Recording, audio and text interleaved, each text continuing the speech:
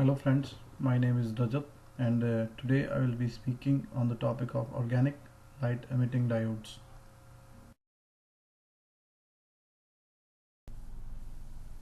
Imagine having a high definition TV which is 80 inches wide. It is less than a quarter inch thick, which consumes way less power than LCD, and it can be rolled up and taken along whenever you're not using it. Is it possible? Yes, it is, and we can make this possible by using OLED technology. What is OLED? OLED is a flat light emitting technology made by placing a series of organic thin films between two conductors. When electric current is applied across these conductors, a bright light is emitted from the organic layer. OLED is used to make displays in various devices like television, cell phone, and flexible displays. It is more efficient than LCD as it doesn't require a backlight for functioning, which reduces its power consumption.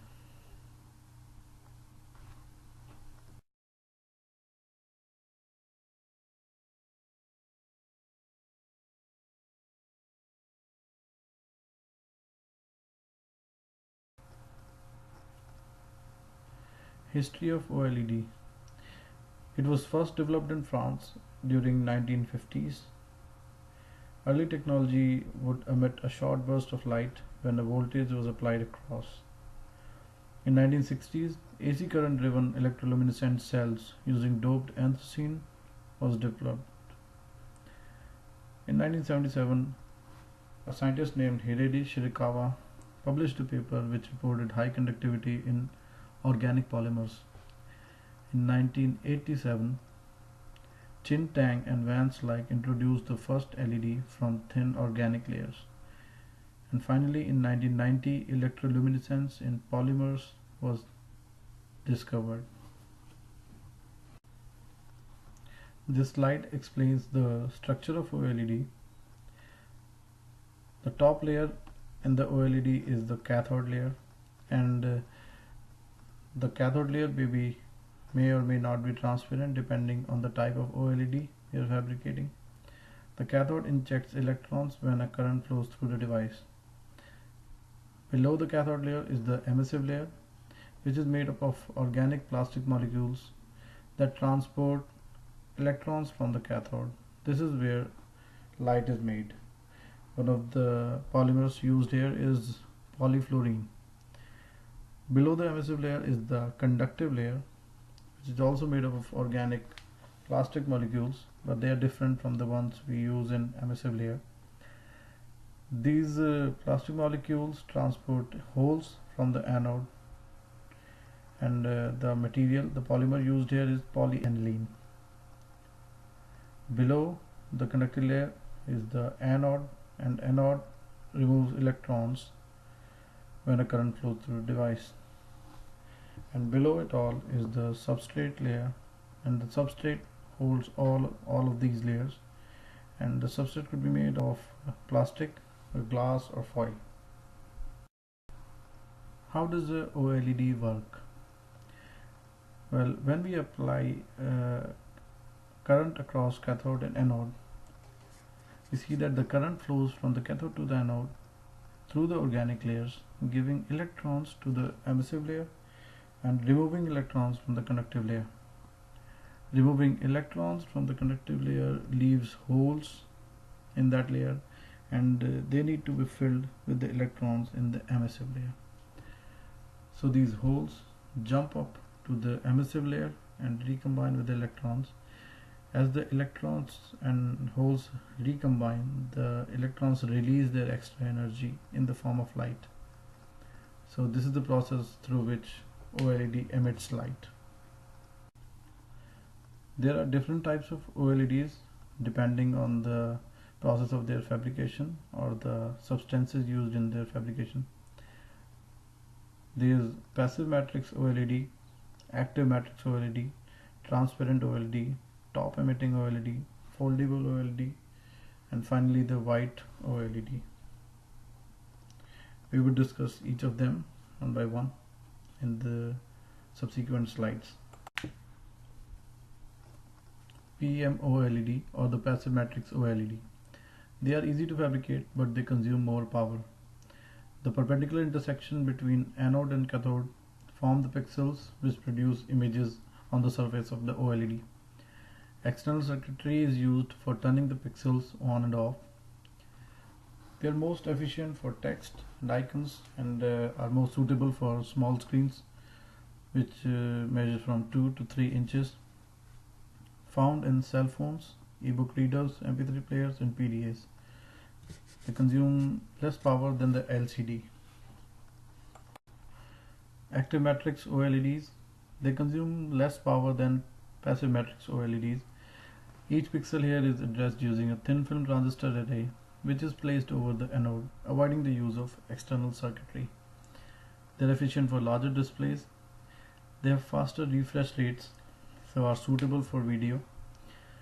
These are used in making computer monitors, large screen TVs, billboards, etc. Active matrix OLEDs. They consume less power than passive matrix OLEDs.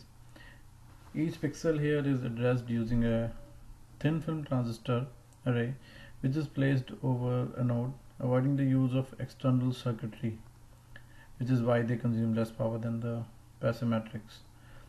They are efficient for large displays. They have faster refresh rates, so are very suitable for video devices. They are used in making computer monitors, large screen TVs and billboards, etc. Transparent OLED. As the name suggests, this OLED is made of only transparent components like substrate, anode and cathode. They provide up to 85% transparency when they are turned on. The display can be either active or passive matrix, and this type of technology can be used for making heads-up displays. Foldable OLEDs. They are made of substrate from metallic foils or plastics. They are very lightweight and portable, and their recent use in cell phones and other devices can reduce breakage, which is a major cause for return or repairs of these devices. They can be attached to fabrics to create smart clothing.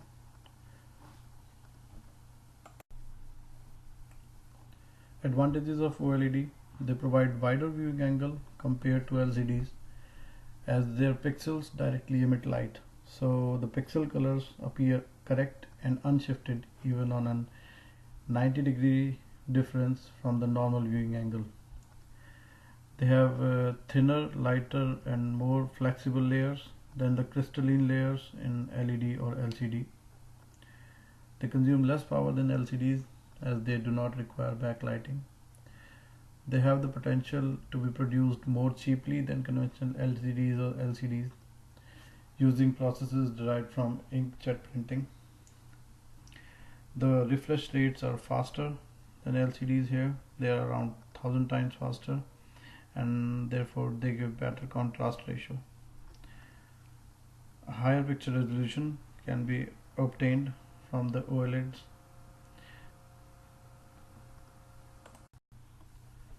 Disadvantages of OLED. One of the major disadvantages of OLED is the lifetime. They have lesser lifetime than LCDs. The average lifetime of an OLED is about 200,000 hours. The manufacturing of OLEDs is quite expensive and complex presently, so it keeps their costs high. The OLEDs are very sensitive to water, so they can be easily damaged and need extra protection, and they have limited market availability because of high cost of fabrication. These are some of the current and future use of OLED. They can be used in transparent screens and the high definition TVs, the foldable smart watches, or the transparent displays like the ones given in the pictures. Coming to the conclusion, I can say that a lot of research and development is going on in the field of OLEDs, and as this technology innovates further, it will be better able to improve upon certain existing limitations of LCDs which we are using right now. These limitations include high power consumption, limited view angles, and poor contrast ratios, and they can be improved upon by the use of OLEDs more and more in the future. That will be all on the subject OLED from my side. Thank you.